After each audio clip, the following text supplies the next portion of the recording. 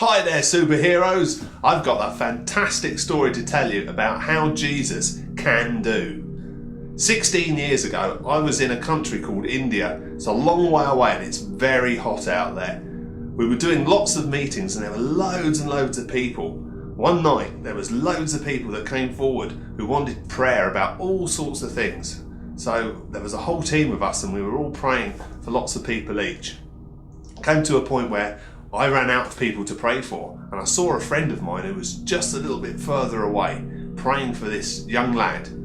He was about 16 years old and he'd been thrown out of his family, and the reason for that was he had a disease called Rickets which made all his legs go bendy.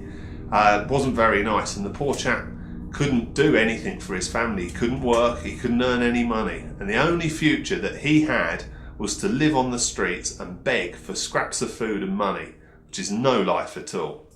So he'd come in and he'd asked for prayer. He just wanted someone to pray for him. As we were praying for him, he laid down on the floor as if he were asleep.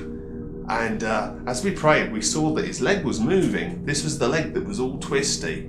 Now, the more we prayed, the more the leg would untwist and it started to come back straight. It was amazing. You should have seen it. This leg was getting bigger and it was growing out, and the twisty bits in the leg were all coming straight.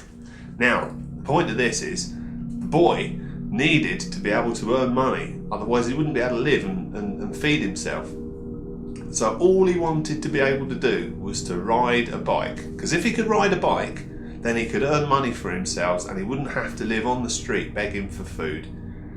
On the third day that he came back and we were praying for him, he came in riding a push bike that somebody gave him. And it was so fantastic because it was such a miracle. This guy could hardly walk 3 days beforehand. In fact, every time he tried to walk, his leg would pop out and he'd have to push it back in with his hand. And in 3 days, God straightened his leg so he could walk and so he could ride a bike.